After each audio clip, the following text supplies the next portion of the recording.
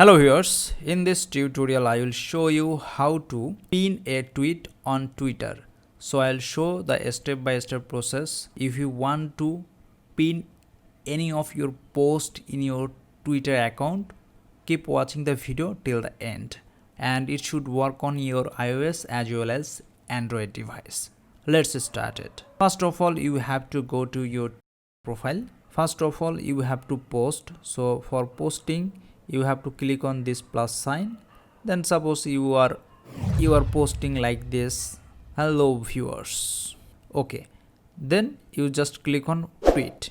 Then this add as your hello viewers is one of your post. You just post in your Twitter profile. From here, if you want to pin this post, then you have to click on this drop down menu. Then you will get the pin to your profile option. From here, if you click on pin, then this option will come. From here you have to click on pin. That's it. You will see the hello viewers add as your pin tweet. So in this way you can pin any of your post as a pin tweet. If this video helped you out, please consider leaving a like and let me know in the comments if you have any question. Have a good day.